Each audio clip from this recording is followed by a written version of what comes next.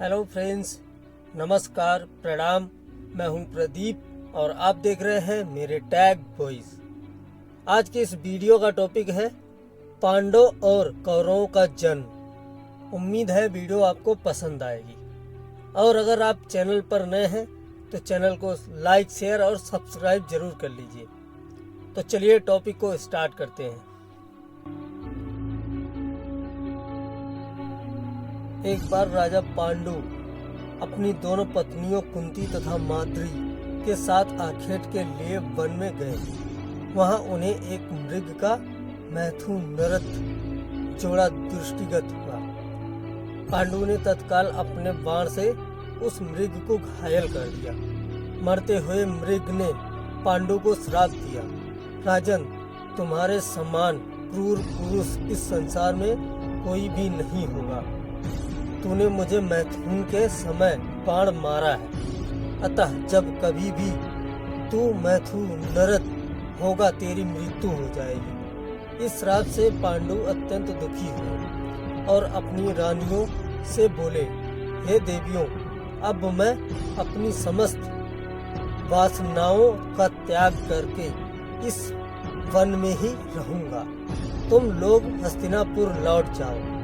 उनके वचनों को सुनकर दोनों रानियों ने दुखी होकर कहा, नाथ, हम आपके बिना एक क्षण भी जीवित नहीं रह सकते। आप हमें भी वन में अपने साथ रखने की कृपा की थी। पांडु ने उनके अनुरोध को स्वीकार करके उन्हें वन में अपने साथ रहने की अनुमति दे दी। इसी दौरान राजा पांडु ने अमावस्या के दिन बड़े बड़े ऋषि मुनियों को ब्रह्मा जी के दर्शनों के लिए जाते हुए देखा।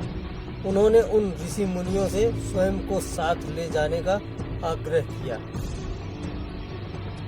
उनके इस आग्रह पर ऋषि मुनियों ने कहा, राजन, कोई भी निसंतान पुरुष ब्रह्मलोक जाने का अधिकारी नहीं हो सकता, अतः हम आपको अपने साथ ले जाने में असमर्थ हैं। ऋषि मुनियों की बात सुन कर पांडु अपनी पत्नी से बोले, हे कुंती, मेरा जन्म लेना ही व्यर्थ हो रहा है, क्योंकि संतानहीन व्यक्ति पितृ तृण ऋण तृण देव श्री तथा मनुष्य ऋण से मुक्ति नहीं पा सकता।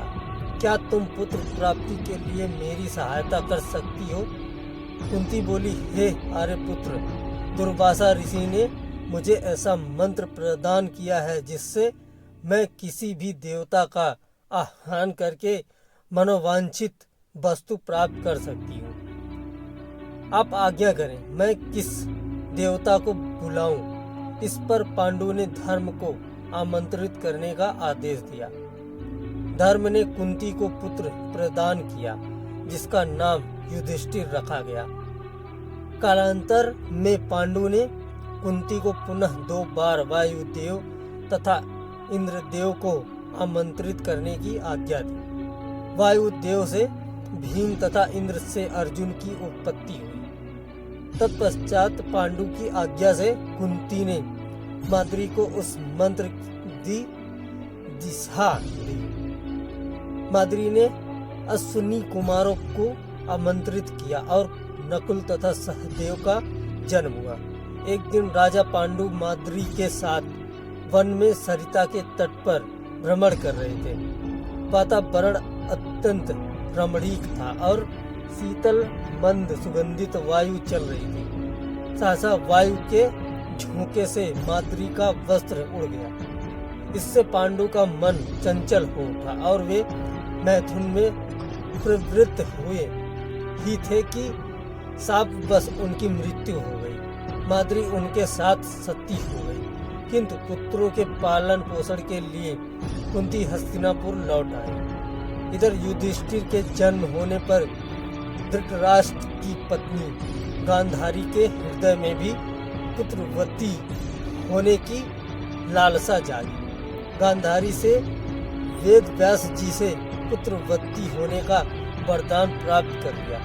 गर्भ धारण के पश्चात 2 वर्ष व्यतीत हो जाने पर भी जब पुत्र का जन्म नहीं हुआ तो क्षोभवश गांधारी ने अपने पेट में मुक्का मारकर अपना गर्भ गिरा दिया।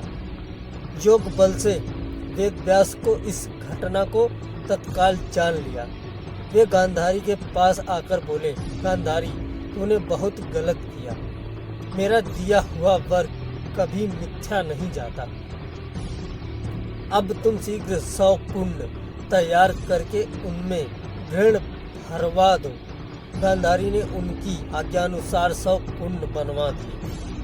वेदव्यास ने गांधारी के गर्भ से निकले मांसपिंड पर अभिमंत्रित जल छिड़का, जिसे उस पिंड के अंगूठे के पुरोहे के बराबर 100 टुकड़े हो गए।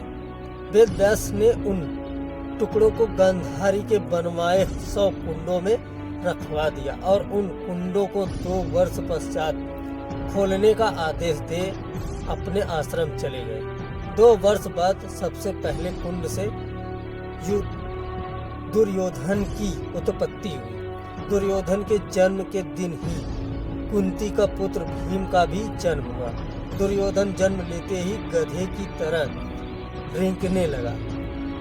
ज्योतिषियों से इसका लक्षण पूछे जाने पर उन लोगों ने धृतराष्ट्र को बताया, राजन, आपका यह पुत्र कुल का नाश करने वाला होगा, इसे त्याग देने ही उचित है।